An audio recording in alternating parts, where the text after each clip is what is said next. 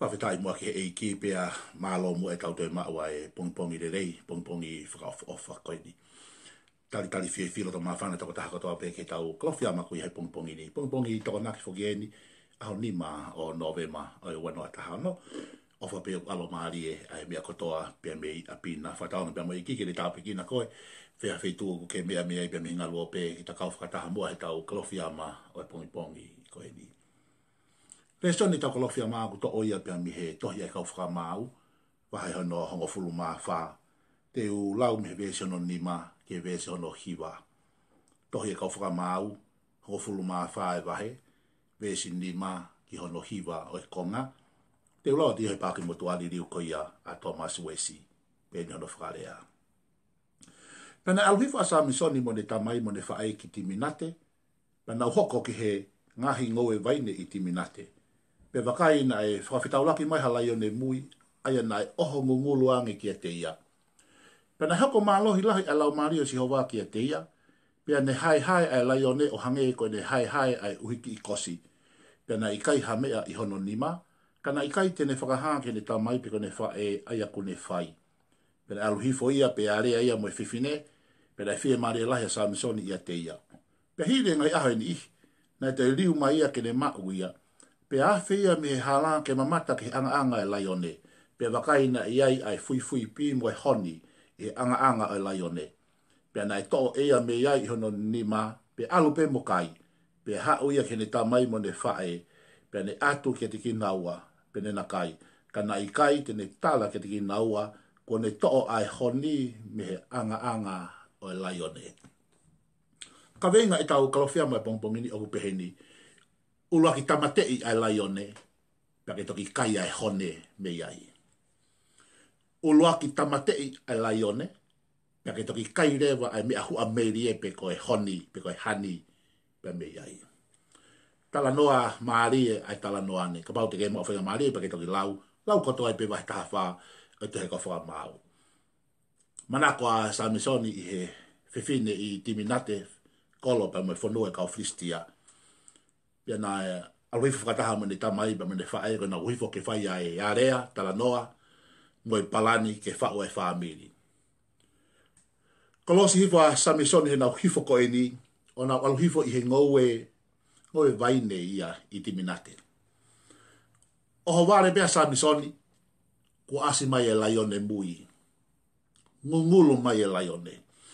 Koe lau ko e kau matao, Pelawe i koe pia mo whanga manu. Koe Laione, koe taimi whakairi fia tahane Laione te ingo mu nau kei tupu hake ai. O iloa pe koe Laione mui. Whakairi fia mon. Asi ngai e nau kei maua e mālohi. Asi ngai e nau vee vave. Asi ngai ho nau nifo whatulom hau eke de māsi la. Oku fuu whakatu utama ke teino ke whihanga hangai ai. Moha Laione koe Laione mui. Oho wale pia Samisoni ia. Asi hake a Laione fuu ngoe vaine koe ni i timinate. Tauwhi pe ai, o ku ki whakaho wāre, he ukei ke nā tūla ke asi ha Laione i hangoe anga. Tau te whito, ka pau ko hangoe anga vaine. Kai whakafoki whāpe, ko kolosi mai a Laione koe ni, o na whihanghangai pe mo Samisoni. Na o si talanoa tu pe whoki ki mua ke te koe, ai asi koe ai ngā tā he ngoe anga i teni. Kono mo oni koe lau koe kau tangata ma tau, i he malae o tohi tapu pia mo i whanga manu o kei ke nā tūla ke asi mai hangata hangoe anga. Tau whakahovare ene asi. Nā o si talanoa tu pehe tau ngai Polokalama ki mua, e mau inga koe ke tokanga ki ho ki ngoe anga, he hovare pe ko asi mai anga. Koe ni tau toe whakatonga i he Lesoni a Honi, ko fu ngoe anga vaine ni, o kei ke asi ha Laione hangoe anga, hovare pe asi. Tau te ome pe ai whakatokanga ke tau ngahi mo ui, te ome pe mai whakatokanga ke tau ngahi whaamiri, moi si mo i whanua. Whakaofu hau ngoe anga vaine, whakaofu au pito e fuato ulu ai vaine, whakaofu ai ngoe anga, kake matu aki tokanga, he ohovare pe, asi mai ai Laione mui, asi mai. Ai koe kuhinga koe whakalau maari e, whakaofu au pito ho whaamiri, kake matu aki tokanga, ohovare pe ku hoko ai Polokalama. asi mai ai mea he whire motua, asi mai ai mea he motua, asi mai ai mea he whānau, so ka uhinga e koe ke tokanga ki o ngoe vain. Angi he siasi lelei, siasi whaka siasi whakalau maari, siasi whi ofa ni o mautolu, ka ke matu aki tokanga he ke whungoe anga vaine iti minate. Oho, vare be asi mai ai Laione. Pake hane o ke whiwhiri, pake ni asi mei whe. No whokoe ai whonua, no whokoe homo ki kulupu, no whokoe ai community, whaka ofa so beautiful. Tai mahu inga ke tokanga. Oho vare be asi mai ai mea. Oho vare be hok. Pea kuosi hoko i ai ahone. Ngahi mea hoko he whonua, mo society u tau i ai. Whaka ofa pe de whononga, taimisi be asi ai mea. Pea mahu inga e tau tokanga. I o tau mo inga e aho whaka o si pea ku whawhangu ki tau to he lau maari ke tau mo tokanga. Oho vare pe asi mai. Ka whakamatala maari mo asi he vesi konono. Tala mai, kai kia ha mea i he nima o Samisoni. Hala whakarerei. Hala ki ai haba akau, hala ki ha here, hala ki hauka mea, hala ha mea ia. As mai a Laione i mua, i Samisoni, ko Laione mui. Pea kai ki ngata be de Laione mui, toi ngungulu. Wow. I kai ki ai ha mea i hono nima. Koe ku whehui kia te koe haho o mea e whai, ka pau te ke whehangahangai mo ha Laione mui, o ku hala ha mea i hono nima. Foi whakamatala maari e mōne ngā ke vese o nono, tohe ka whakamau vai tāwha. Koe whiwhiri, koe hana o hiwa nā nau, toi ase ki whai sentes, hala ha mea nima. Koe lahi taha woke ngahi me, koe mea koe iho nima o ku hinga ia, o kia i mea o ke whalalaki ai. Sai pe ka mana ke whitaulaki pe me Laione, ka mana ha mea he nima, that's all right. Wahafu, wa'awha e ho nima. Sai pe wefu here peru hoku nima. Ka koe ni a ku hala a pito ha mea iho no nima. O whaalahe ngai teime tau tau whakawhalala ki he mea o ki ho tau nima. Tokua koe mea e tene solova a Laione mui, koe mea tene Tamate'i a Laione mui o ke whiangai pia moia. O koe ngai teime tau e tau whanonga pilikimi o kwhahe mo, o wale mea tau whitaulau ngai Polokalama. O tau whalala pe ki he mea ho tau nima. Koe fo i keisia koe ni, koe ne whehangahangai a Samisoni mo Laione mui, o ku hala ha mea ia i hono nima. Whakarea koe taha ke mahi no, hala ha mea ke whalala ki ai. Koe ha mea e whai. Hala au pito ke hamea. Maari e kapati e te lau pe vese ono, o te Fakamaau vai taha wata mai, pena e hoko mālohi mai, ai lau maari o si hoa. Wow! Tā koe mea i au tau Fakamaau. Koe taimi koe ke whihangangai ai muha Polokalama. Koe taimi koe ke whihangai muha Laione mui. Taimi koe ke whihangangai ai pia muha whainga taa, muha whainga ahi, muha whainga whakatanga. O ku hala ha mea iho nima ke solova. Hala ha mea iho nima ke whaiak hangawe. Koe taimia o ku ke whie mau ai ai lau maari o tua. Ia whainga whie mau hala hapa anga i honi maa. Koe taimia ke hanga hake ai ki he o tua. Pena e hoko mālohi hifo ai lau maari o si hova ki a Samisoni. O koe ngai taimi o ku tau whihanga hangai me ngai Laione mui o e whanonga anga. Whamiri koe siasi koe whanua koe pure anga. O ku hala ha mea i ho tau ni maa ke solova ake ai Polokalama. O ku hala ha mea i ho tau ni maa ke whakawhetaulaki e whie mau. Hanga hake ki olunga. Ko tau hia si hova, hei kaipe te umasiwa.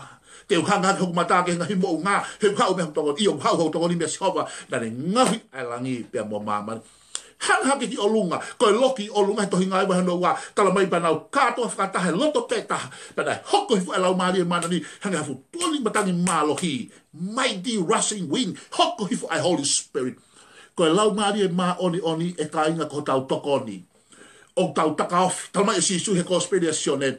Vai taha whātahani ma taha no le tala no he lau maari e manu e hoko hifu koe whakawhia maari e he ririu koe auesi. Koe rea whakawhia maari e koe iago ne hau me he rea whakakalis. Koe ninga koe palakaletos. Koe uhinga e palakaletos koe toko taha alu ho tafa aki. Ke tokoni atu ke te koe he taimo koe whia mau e tokoni. Wow! Koe Holy Spirit. I ho whanonga whakaaho whanonga he mo ui. Ka iaha peha taimi te ke whetauake mo haki Laione mui. Whanonga mai ka wakonaki atu ke te koe. Ange i he hala hame i ho ni maa ke tokoni. Ke Polokalama koe whetauake pia mo ia. Hanghake ke otua. Ke hoko hifo no lau maari e mami. Hanghake o ke ui tokoni ke he otua. Ke hoko hifo e lau maari otua. Tala mahe he veso nono. Pea hoko malo hifo lau maari otua. Pea ne whaka malo hi a Samisoni. Hufanga he whakatapu kau ngai aki ai rea o ririu rea e wesi he ni. Tala mai na ne hai ai Laione hange ane hai ha uhiki kosi. Wow! Oho mai a Laione ngunguru koe malo hinga a Laione ko hono ngutu mono pesi. Pako le puna hake be Laione Fakamaau no ngutu ke ne hanga keina Samisoni tamena ne ala loa pe ne halu Laione ko ia. Hange be hane halu ha uhi kosi. Oh, hallelujah. O represent he Laione mui ai Palokalama, whakatanga, whaingataa, hae mea o ke whihangai, o ke i lope ko hae mea o ke Facebook mui hai pongpongini. Tai ki lope iau, maa ke whakasina, poloman whakapami, whakapoi whe maa o pe panofonua pa anga ngāo, ko hae mea o ke mea o ke mua ia te koe, o ke mea o ke whihangai pia mui ia, pia mata o ke ilo, pe ko hae mea whai, he ku halaha mea i honi maa. Hanga hake ke otua. Hanga hake ke he otua.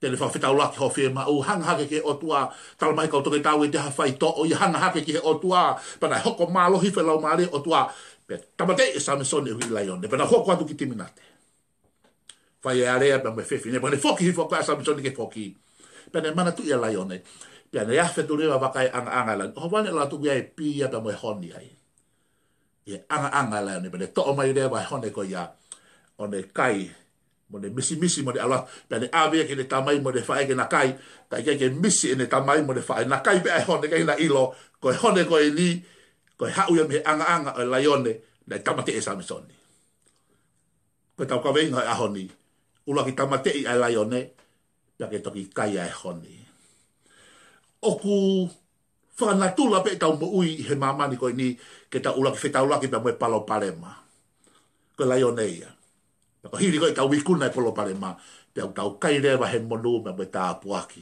o Honi ko ia pau pe ki tau Uluaki tafi kakama pau pe ki tau Uluaki whaingata ia pau pe ki tau whihanga ngai pe mo mea hiri ko ia pa tau toki kai merie ia ka kai ku ia nau api ia ka kai ku ia nau ngai pisinisi no tu mari he Honi ka pau te tau whanau ke nau talano na nau kamata he whaingata na ngai Laione na nau ka te kina ngau he momoko e a pongi na nau ka te kina ha mo ha kai whaipe a Honi ko nau kai pe a Honi ai mea merie suite mea kotoa kana ke suite kamata anga ne Laione ia na ia whaingata na e Polokalama Uluaki Tamate'i Laione ko hea Polokalama whitau pe mo ia whihanga ngai pe mo ia o te ke lere ko fili whihalaki a Samisoni ka bada ta whaka o lere hiko Laione mui kono mamana wave atu o te ke tafoke o lere pe me Polokalama o te ke hola pe me Polokalama face pe mo ia hala hame i Honi ma tuanga lau mare o tua ke hoko hifo ke te koi Tamate'i Laione solo vai Polokalama ke whiangai pe mo ia whakawhamiri whafoi tu siasi